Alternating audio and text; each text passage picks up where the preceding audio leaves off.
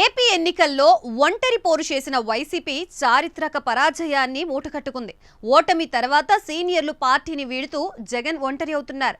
ఒకవైపు అక్రమాస్తుల కేసులు, మరోవైపు పార్టీ పునర్నిర్మాణం ఆయనకి పెను సవాలుగా మారాయి.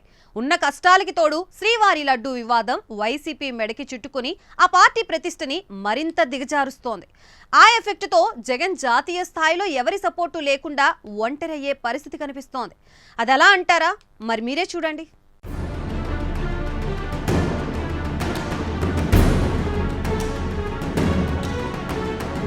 సింహం సింగిల్ గా వస్తుంది. ఆ సినిమా డైలాగ్ ని వైసీపీ అధ్యక్షుడు జగన్ సైన్యం పదే పదే రిపీట్ చేస్తుంటుంది. ప్రస్తుత పరిస్థితులు చూస్తుంటే జగన్ నిజంగానే ఒంటరి అయిపోతున్నట్టు కనిపిస్తోంది.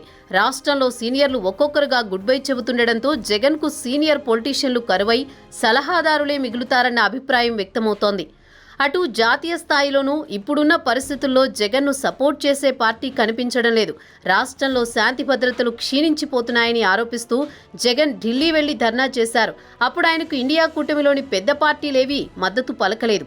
జగన్కు కేంద్రంలో ఎన్డీఏ కూటమి డోర్లు ఫ్రీజ్ అయిపోయిన పరిస్థితుల్లో ఆయన అప్పట్లో ఇండియా కూటమి తనకు మద్దతిస్తుందని భావించారు. అయితే అది జరగలేదు. తాజాగా వైసీపీ శ్రీవారి లడ్డూలో కల్తీ నెయ్యి వ్యవహారానికి సంబంధించి ఉక్కిరిబిక్కిరి అవుతోంది. జగన్ ప్రభుత్వ హయాంలో జరిగిన ఆ మహాపరాధంపై హిందూ సమాజమంతా భగ్గుమంటోంది. దాన్ని డిఫెండ్ చేసుకోవడానికి వైసీపీ నానా పాట్లు పడుతోంది. అధికారంలో ఉన్నప్పుడు కేంద్రంలోని ఎన్డీఏ సర్కారుతో రహస్యంగా అంటకాగిన జగన్కి ఇప్పుడు ఆ పరిస్థితి లేదు. అందుకే ఆయన ఓటమి తర్వాత ఇండియా కూటమి వైపు చూశారు.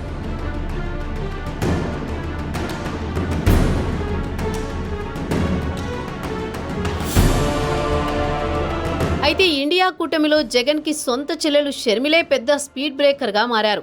ఏపీలో బలోపేతం అవ్వాలని చూస్తున్న కాంగ్రెస్ మున్ముందు షర్మిలకు ప్రాధాన్యత తగ్గించి వైసీపీని విలీనం చేసుకోవడమో లేకపోతే కూటమిలో చేర్చుకోవడమో చేస్తుందని భావించినా ఇప్పుడు ఆ పరిస్థితి లేకుండా పోయింది.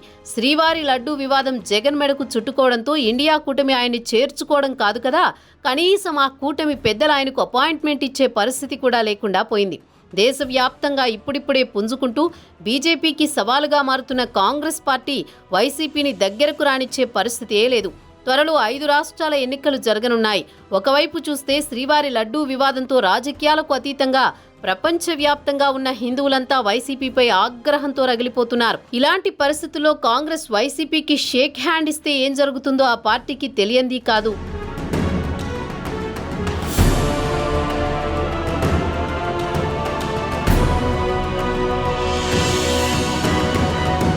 వచ్చే 2029 నుంచి మన దేశంలో జమిలి ఎన్నికలు జరుగుతాయంటున్నారు. జమిలి ఎన్నికలు జరగడం అంటే దేశవ్యాప్తంగా కీలకమైన ప్రధాన జాతీయ పార్టీల ప్రాబల్యమే ఎన్నికలలో ఎక్కువగా కనిపిస్తుంది.